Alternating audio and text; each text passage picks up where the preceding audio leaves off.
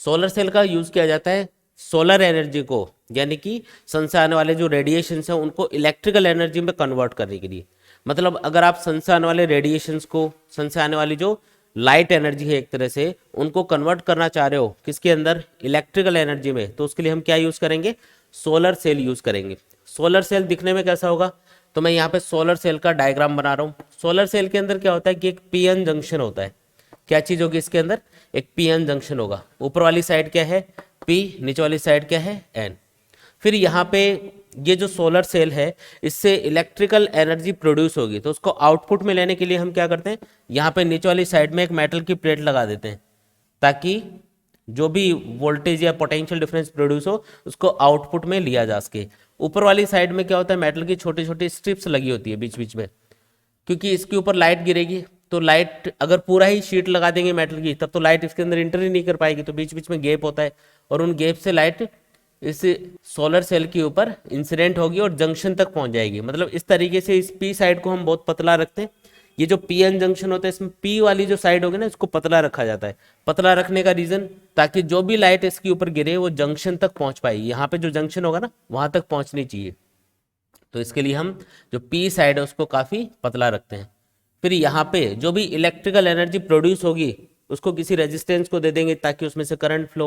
और अगर resistance connect नहीं करोगे तो क्या होगा, यहाँ पे इन दोनों टर्मिनल्स के बीच में आपको पोटेंशियल डिफरेंस मिलेगा।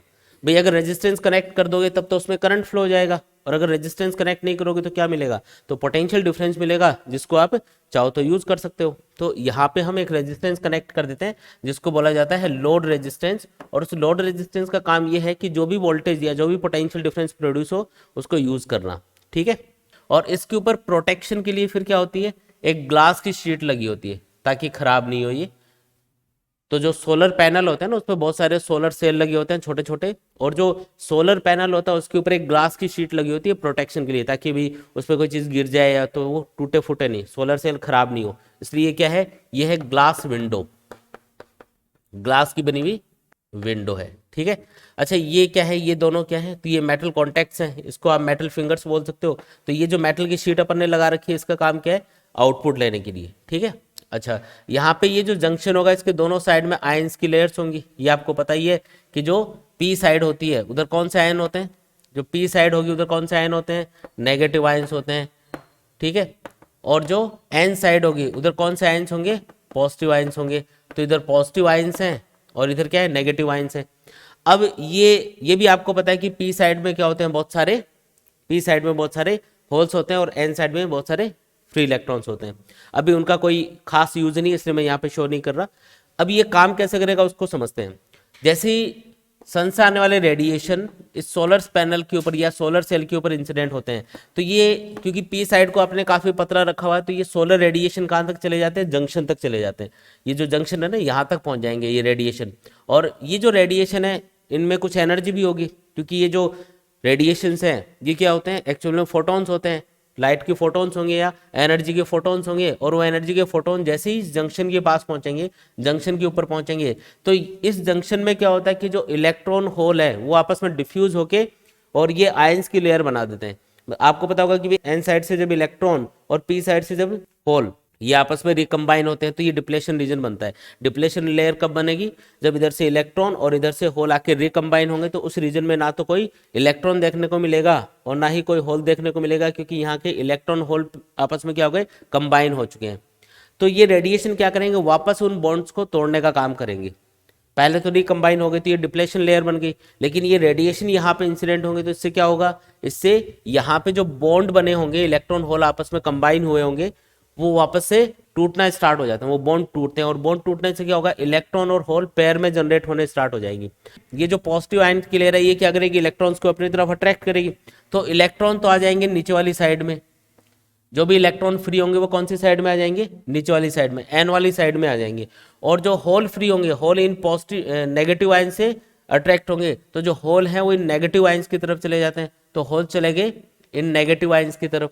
अब एक चीज बताओ कि यहाँ पे ऊपर वाली साइड में ये जो पी वाली साइड है, इधर कौन से वाले एक तरह से चार्ज कैरियर आ गए, होल आ गए, तो होल पे कौन सा चार्ज होता है, पॉजिटिव। तो ऊपर वाली जो साइड है यानी पी वाली साइड है उसके ऊपर एक पॉजिटिव पोटेंशियल क्रिएट हो जाएगा। कौन सा पोटेंशियल क्रिएट होगा, पॉजिटिव। और ये जो इलेक्ट्रॉन्स है क्योंकि ये एन वाली साइड में आ गए, नीचे वाली साइड में आ गए, जंक्शन के नीचे आ रहे हैं, तो इधर वाली साइड ये क्या बन गई, ये नेगेटिव बन गई। क्यों, क्योंकि इलेक्ट्रॉन्स पे नेगेटिव चार्ज है, तो यहाँ पे क्या होगा, एक नेगेटिव पोटेंशियल क्रिएट होगा।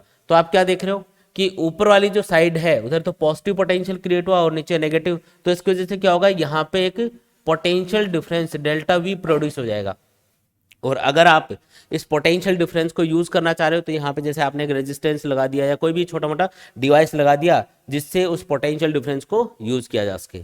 ठीक है, तो इस तरीके से मतलब जब सोलर से या सन से आने वाले जो रेडिएशंस हैं, है ना, रेडिएशन की फॉर्म में जब एनर्जी इस सोलर सेल के ऊपर इंसिडेंट होगी तो ये उसको किस में कन्वर्ट कर रहा है, इलेक्ट्रिकल एनर्जी में कन्वर्ट कर रहा है। आप क्या देख रहे हो यहाँ पे कि सन से आने वाले रेडिएशन इसके ऊपर इंसिडेंट हुए और इससे पोटेंशियल डिफरेंस इस डिवाइस के दोनों टर्मिनल्स के अक्रॉस क्रिएट हो गया, तो मतलब एक इलेक्ट्रिकल एनर्जी यहाँ पे प्रोड्यूस हो रही है और इस पोटेंशियल डिफरेंस को आप एक लोड रेजिस्टेंस कनेक्ट करके यूज भी कर सकते हो।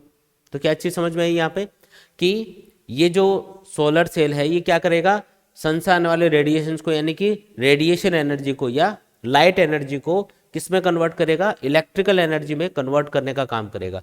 ये इसका यूज होता है। ठीक है, कहाँ पे यूज करते हैं सोलर सेल को, तो बहुत सारी जगह पे यूज करते हैं। कई जगह तो जो ट्रैफिक सिग्नल्स होते हैं उनके ऊपर एक प्लेट लगी होती है, सोलर पैनल लगा होता है। तो दिन में तो क्या होता है कि सोलर जो रेडिएशन उसके ऊपर इंसिडेंट होते हैं उससे जो सोलर सेल हैं वो क्या करते हैं, इलेक्ट्रिसिटी प्रोड्यूस करते हैं और उससे एक बैटरी होती है वो चार्ज हो जाती है। यहाँ पे क्या करते हैं कि ये एक सोलर सेल तो बहुत कम वोल्टेज का पोटेंशियल डिफरेंस प्रोड्यूस करता है, ये करीब 0.01 वोल्ट के आसपास ही होता है एक सेल का। ये एक सोलर सेल बहुत छोटा सा होता है, इतना इतना सा होगा। तो उससे कितनी इलेक्ट्रिकल या कितना पोटेंशियल डिफरेंस क्रिएट होगा, सिर्फ 0.01 वोल्ट। लेकिन अगर आप ऐसे हजारों सेल्स को एक पैनल के ऊपर लगा दोगे, हजारों सोलर सेल को सीरीज में लगा दिया पैनल के ऊपर, तो 0.01 वोल्ट 0.01 वोल्ट ये सब ऐड होकर आपको काफी सारा वोल्टेज मिल जाता है और उस वोल्टेज से हम फिर बैटरी को चार्ज कर लेते हैं।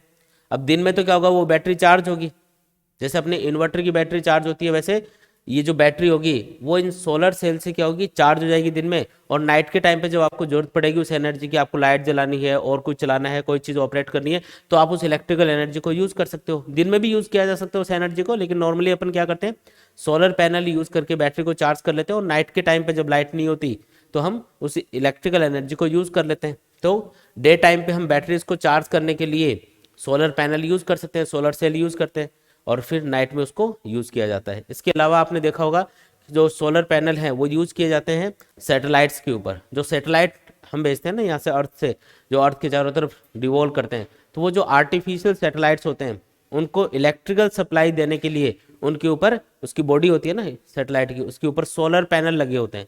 और वो सोलर पैनल क्या करते हैं, सन से आने वाले रेडिएशंस को यानी इलेक्ट्रिक मतलब कि रेडिएशन एनर्जी को किस में कन्वर्ट करते हैं, इलेक्ट्रिकल एनर्जी में। और उस इलेक्ट्रिकल एनर्जी को बाद में वो अपनी वर्किंग के लिए यूज कर लेता है सैटेलाइट। तो सोलर पैनल क्या करते हैं, सन से आने वाले रेडिएशंस को पहले इलेक्ट्रिकल एनर्जी में कन्वर्ट करते हैं, उससे बैटरी चार्ज होती है और बैटरी चार्ज होगी तो वो सैटेलाइट पूरा अपना वर्किंग में उस एनर्जी को यूज कर पाएगा।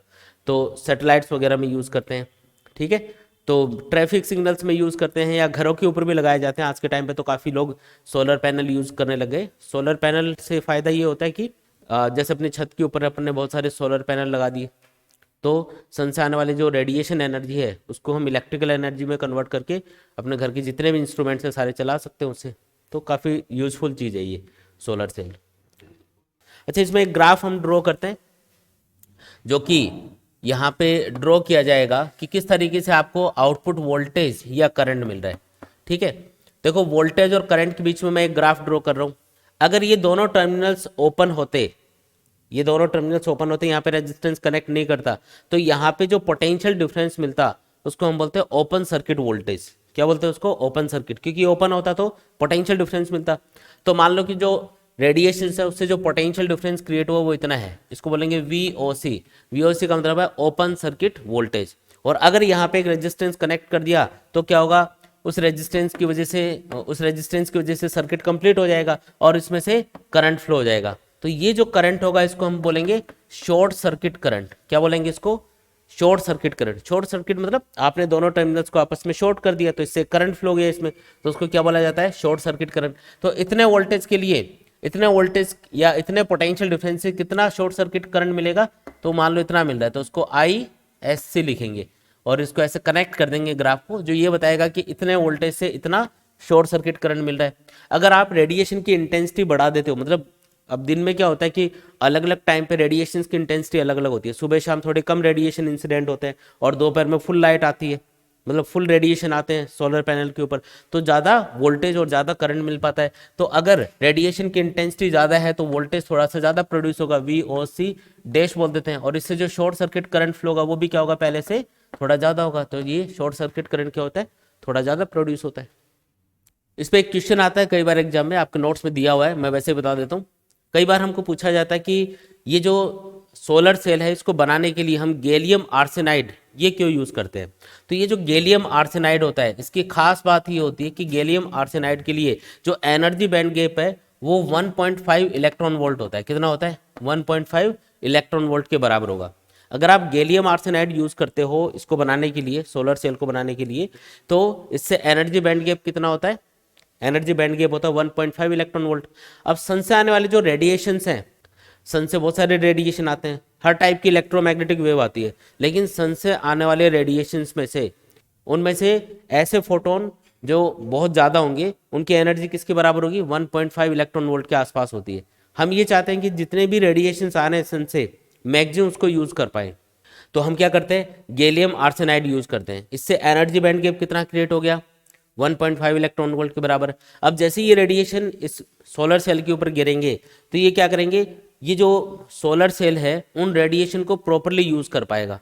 भाई 1.5 इलेक्ट्रॉन वोल्ट के रेडिएशन आ रहे हैं और उससे क्या होगा, electron hole pair easily create हो पाएंगे, इजीली बॉन्ड टूट पाएंगे, जिससे जो पोटेंशियल डिफरेंस है वो इजीली दोनों साइड में क्रिएट हो पाएगा। तो आप ये चाहते हो कि सन से आने वाले रेडिएशंस को हम मैक्सिमम एब्जॉर्ब कर ले, मतलब जो एब्जॉर्प्शन कोफिशिएंट है उसको इंक्रीज करने के लिए। एब्जॉर्प्शन कोफिशिएंट का मतलब है कि आने वाले रेडिएशन को कितना सरफेस एब्जॉर्ब कर पा रही है, तो वो एब्जॉर्प्शन कोफिशिएंट इंक्रीज करने के लिए या सन से आने वाले रेडिएशंस को फुली यूज करने के लिए हम क्या करते हैं, जो गैलियम आर्सेनाइड है वो यूज करते हैं, ताकि 1.5 इलेक्ट्रॉन वोल्ट का एनर्जी बैंड गैप क्रिएट हो और सन से आने वाले इन एनर्जी के फोटोन्स को प्रॉपरली एब्जॉर्ब किया जा सके और इलेक्ट्रॉन होल पेयर जनरेट हो पाए, एनर्जी का प्रॉपर यूज हो, इसके लिए हम इसको यूज करेंगे।